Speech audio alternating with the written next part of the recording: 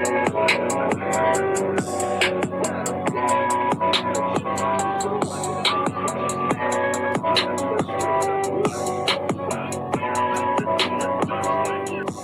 goddamn button? What's the goddamn button? Ladies and gentlemen, but especially gentlemen, I want you to take a quick little gander to the older woman over here in this space. And I want you to tell me if you heard anything inaccurate.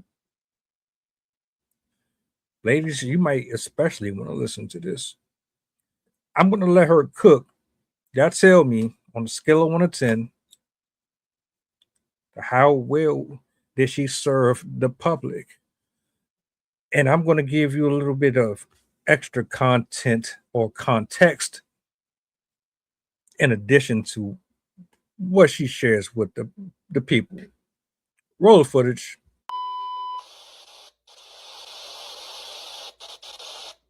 Do when he is not feeling appreciated, he ain't gonna complain about it. He ain't gonna make no speech, ain't gonna be no announcements. He just gonna adjust. Here are 6 things a man will slowly stop doing when he knows that he is not being valued. Number 1, he gonna stop going the extra mile. When a man knows that he goes above and beyond for his wife, his family, or his woman, and he ain't being appreciated, it's pointless. Number 2, he will stop sharing what's on his mind. When he knows that his ideas, what he says, are diminished or minimized, he's just gonna stop talking. Number 3, he will stop being emotionally available. When you know that your energy of you opening up is not welcomed, then you just gonna stop.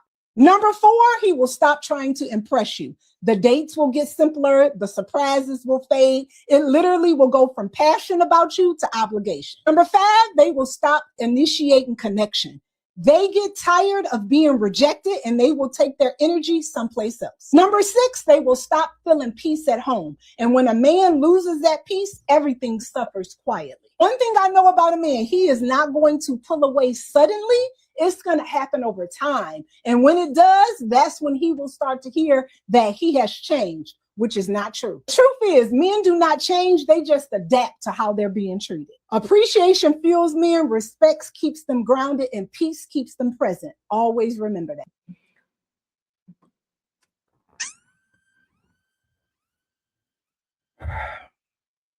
You know what? We don't take into consideration that this pursuit, this yin and yang that goes on between the chase for the woman to actually getting the woman and then maintaining her.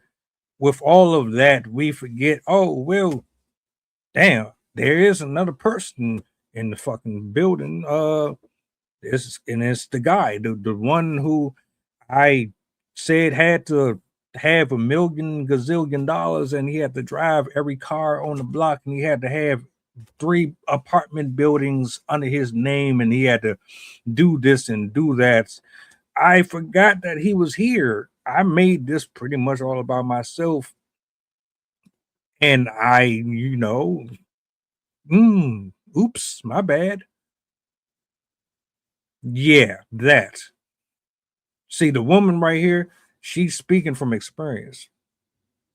She's been down this road because you could never articulate yourself and be so concise with your approach if you've never been on the giving and receiving end of these horrible characteristics.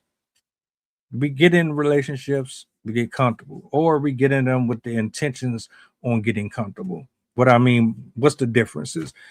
When you get into these relationships to get comfortable, you've already had the intentions prior not to even take them as serious as they are probably taking you. When you get in the relationship and get comfortable, that is different.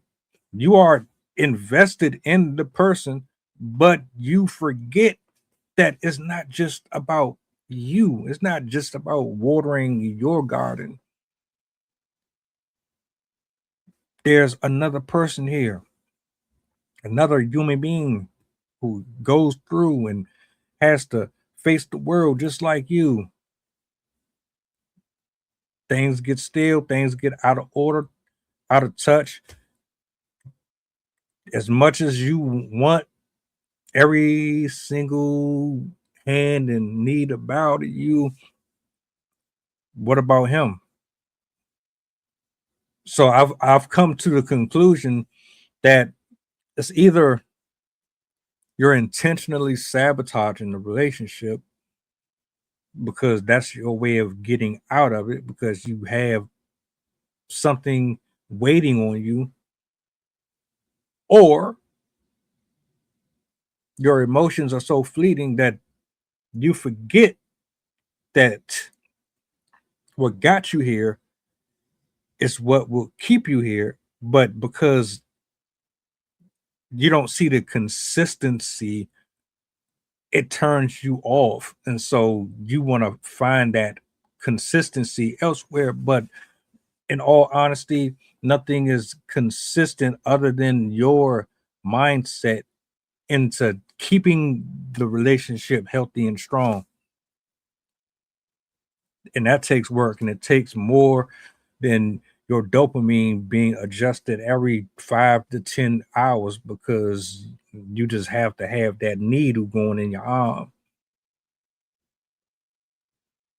So you say you are great communicators. I would offer this thought. You're great communicators when it comes to your needs and your desires and your wants and your concerns and your issues of life. But when it comes to him, oh nah, it's not that much of a big deal. It's not really a priority whatsoever. Who wants to stick around for that? Men are more likely to hold on than women are likely to hold on. Prove me wrong. She absolutely ate. And she did exactly what I thought she was gonna do. But see, that's what happens when you hit a certain age and you done been out here in the street and you've been that person. You find out the hard way. Your behaviors inevitably will bite you in the butt later on. So while you having fun and moving like you are now, you're gonna wish you would have done better with your time consumption. Period. Now you done ran off decent people because of your selfish ways, and who else do you have to blame for that? Shout out to this lady right here, man.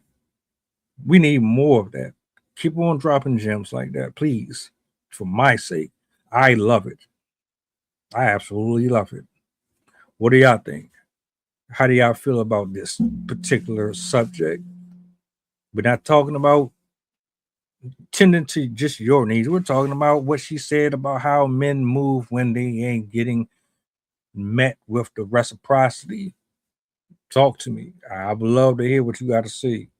Welcome aboard the flight. This is pilot Pusha talking. We going back to Memphis and coming straight from New Orleans. The estimated time of arrival is about an hour, and I can turn you ghost if you try and play with my power. So when you look up and see the sun flashing, stay in your seat. If the flight attendant say you making trouble, then we got beef. The turbulence might get rocky. You better not spill your food. This is brand new plane to